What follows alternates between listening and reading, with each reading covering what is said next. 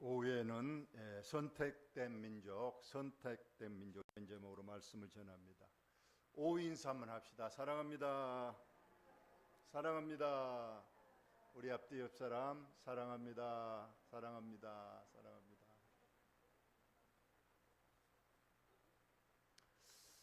우리나라 고전 중에 우리가 잘 아는 춘향전이 있습니다. 춘향전 다 아시죠? 그 내용이 굉장히 복음적입니다. 왜 그러냐면 그 내용이 성춘향하고 이몽룡 서로 사랑하잖아요. 이몽룡이 이제 과거 시험을 보러 서울에 갑니다. 가서 내가 꼭 장원급제해서 당신을 내 아내로 맞이러 오겠소 하고 이몽룡이 서울로 갑니다. 남원에 남은 이 춘향이 이제 그 변학도 그 사또죠. 거기가 매일 수청 들라고 하잖아요. 춘향이는 이미 지금 자기 남편 될 이몽룡이를 기다리고 있기 때문에 절대 안 된다. 그러면서 수청을 거절합니다. 지금 과거 보러 가서 와야 될 사람이 안 옵니다. 그래서 주위에서는 이제 그만 기다리고 차라리 사또의 첩이 되어서 잘 살아라. 그러나 성춘향이는 절대 그럴 수 없습니다. 나는 끝까지 나는 이몽룡 그분을 기다리겠습니다. 그래서 옥에 갇히고 그래서 이제 있을 때에 이몽룡이가 왔어요. 오기는 왔는데 과거에 낙방을 했다는 거예요. 그리고 아주 초라한 행색으로 왔어요. 너무 실망을 했겠죠. 그러나 이 춘향이는 한번 내가 사랑한 남편 또 내년에 시험을 또 있으니까 다음 시험 기회를 한다고 그 감옥에서 막 눈물로 하는 광경이 있습니다.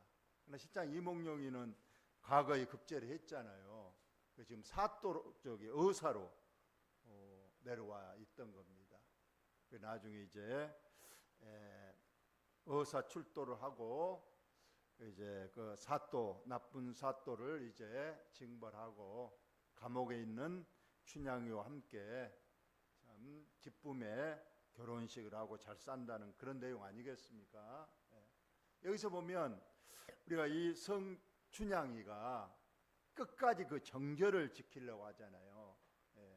지금 과거 보러 간 이몽룡이를 기다리는 그것이 바로 예수님이 이제 우리를 위하여 천국을 예배로 가셔서 언젠가 다시 너를 데리러 오겠다. 와서 내가 예비한 천국에서 너와 함께 신랑 신부로 영원히 같이 살자. 이것이 우리가 믿는 복음입니다. 그럼 우리가 춘향이처럼 이 땅에 있으면서 자꾸 변학도 같은 나쁜 유혹이 있잖아요. 뭘 그러느냐. 그냥 우리 즐기며 살자. 그러지만은 우리 성도는 한번 우리 예수님을 사랑한 하나님을 사랑한 믿음이 있기 때문에 그런 걸 다 거절하고 힘들고 어려워도 새로는 순교를 각오하고라도 믿음을 지키잖아요. 그럼 틀림없이 이제 나중에 의사가 돼서 그 이몽룡이 와서 자기 춘향이를 맞이한 것처럼 우리 예수님 분명히 다시 오실 겁니다.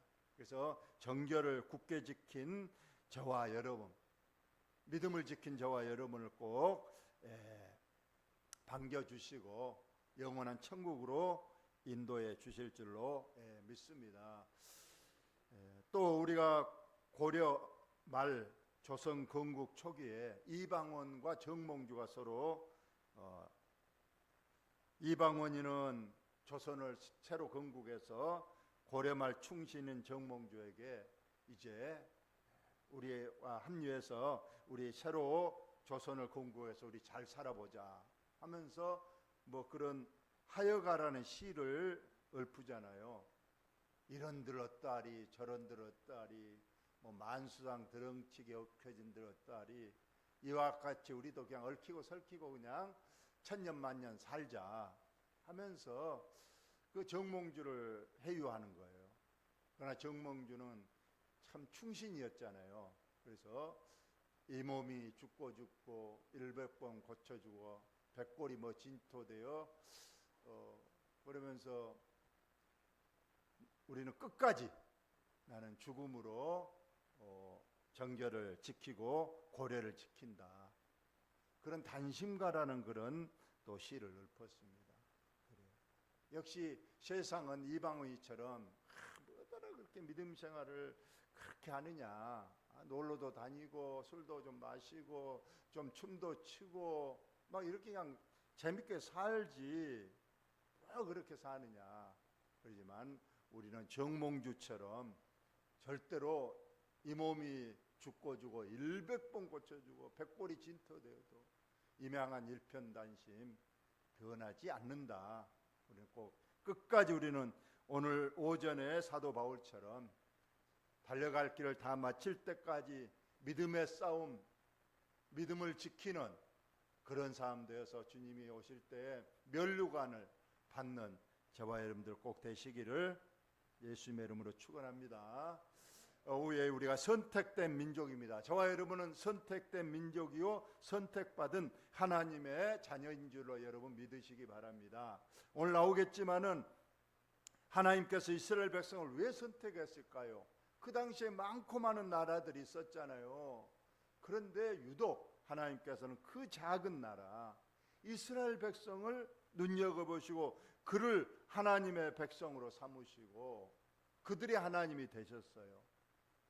물론 그래서 구원의 역사가 시작됐지만은 그리고 이제 신약에 와서는 이 복음이 이스라엘을 떠나서 세계 만국 땅 끝까지 다 복음이 전해지고 다 구원을 받도록 하셨습니다만 처음 시작은 이스라엘 백성에서 선택하시고 시작했다는 겁니다. 오늘 그 선택된 민족 왜 선택했는가? 그리고 선택된 이스라엘 백성들은 어떻게 하나님을 섬겨야 되는가? 간단히 설명을 하도록 하겠습니다. 너는 여호와 내 하나님의 성민이야. 성민은 거룩한 백성이라는 겁니다. 거룩해서가 거룩 백성이 아니에요. 하나님이 택했기 때문에 거룩한 백성 성민이 된 겁니다. 하나님 여호와께서 지상 만민 중에서 너를 자기 기업의 백성으로 택하셨다. 그랬습니다. 그 당시 많은 나라와 민족이 있었잖아요. 그 중에 유독 하나님께서는 이스라엘 백성을 하나님의 백성으로 너는 내 거룩한 백성이다. 성민이다. 택한 백성이다. 그렇게 삼으셨다는 겁니다. 왜 그랬는가? 여호와께서 너희를 기뻐하시고 너희를 택하시면 왜 선택하셨는가? 너희가 다른 민족보다 수요가 많기 때문이 아니라고 했어요. 그 당시 숫자로 보자면야 더 큰 아수르, 바벨론 많은 나라들 애굽도 있었고요. 있었습니다. 그런데 유독 하나님께서는 그 작고 숫자가 적은 이스라엘 백성을 왜 선택했느냐? 너희는 오히려 모든 민족 중에 가장 적었고 보잘것없고 약한 민족 나라였는데 하나님이 택했다는 겁니다. 여호와께서 다만 너희를 사랑하시므로 말미암아 딱 하나 이유는 하나님의 사랑이 그 사람에게 꽂혔다는 거예요. 여러분이 지금의 아내나 남편을 왜 사랑하며 부부의 인연을 맺었을까요? 물론 우리는 기독교적으로 하나님이 짝지어 주셨다고 하지만은 내가 그냥 눈이 삔 거예요. 그 사람에게 많이 있었지만은 내가 선택할 수 있었지만 유독 그 사람에게만 내가 저 남자가 저 여자가 내가 보기에 가장 아름답고 가장 사랑스럽고 가장 예뻤기 때문에 내가 그를 사랑해서 내 아내로 내 남편으로 선택하셨듯이 하나님도 그랬다는 거예요. 그 당시 많고 많은 나라와 민족이 있었지만은 하나님은 갑자기 그 이스라엘 백성에게 눈이 딱 세상 말로 콩깍지가 씌운 것처럼 그렇게 이스라엘 백성들을 사랑하셨다는 겁니다. 너희를 그종되었던 집에서 애굽 왕 바로의 손에서 속량하셨습니다. 그들이 430년간이나 애굽에 종살이했던 그들을 하나님이 사랑하심으로 그들을 빼냈잖아요. 그리고 그들에게 하나님이 되셨습니다. 그를 사랑하고 그의 계명을 지키는 자에게는 천대까지 그의 언약을 이행하시며 인애를 베푸시며. 여러분, 하나님은 하나님을 사랑하면, 하나님의 계명을 지키면, 하나님의 말씀대로 순종하면요, 몇 대까지? 천대까지 복을 주신다는 겁니다. 여러분, 내가 잘하면 내 자녀와 내 손들이 축복받은 줄 여러분 꼭 믿으시기 바랍니다. 내가 믿음 생활 잘하면 하나님께서 나만 축복하신 것이 아니라 천대까지 사랑을 계속 복을 주신다고 말씀하셨어요. 반면에 그를 미워하는 자에게는, 여기서 미워한다는 건 하나님을 모른다, 없다, 또 하나님을 계신 줄 알지만 말씀에 순종하지 않는 것, 그것이 미워하는 거예요. 당장에 보응하여 멸하시나니 여호와는 자기를 미워하는 자에게 지체하지 아니하시고 그에게 보응하시느니라. 예. 내가 믿음 생활 잘하면 천대까지 복을 주시지만 내가 잘못하면 하나님께서는 벌을 내리신다는 그러한 말씀입니다. 우리는 결론을 알게 됐습니다. 믿음 생활 잘하면 나와 내 후손이 복을 받고, 내가 믿음 생활 잘못하면 나뿐만 아니라 10계명 중에는 3, 4대까지 내가 그들에게 벌을 주신다고 말씀하셨습니다. 우리는 꼭 믿음 생활 잘 해야 됩니다. 그래서 오늘 하나님의 백성들이 지켜야 될 4가지를 오늘 말씀했습니다. 그 4가지를 우리가 한번 보도록 하겠습니다. 결론이죠. 그래서 사랑하면 복 주시고 하나님 말씀대로 살지 않으면 하나님께서 심판하시는데, 그런즉 너는 오늘 내가 내게 명하는 명령과 규례와 법도를 지켜 행하라. 이것이 정답이에요. 인생 하나님 법대로 살면, 하나님 말씀대로 순종하여 살면 복을 받는다. 그래서 너희는 내 백성이 됐으니 자, 4가지를 지키라고 말합니다. 첫째, 가나안 7 족속들을 첫째 진멸하라는 거예요. 그들을 절대로 살려주지 말고 어린 아이든지 여자든지 다 죽이라는 거예요. 이걸 보고 많은 사람들이 하나님은 잔인하신 하나님이라, 어떻게 똑같은 사람인데 그들을 어떻게 개종시켜서 살려야지 무조건 죽이라고 하는가, 이런 비판도 있습니다. 그러나 창세기서부터 쭉 보면 그 7 족속들은 절대 회개할 사람이 아닌 거예요.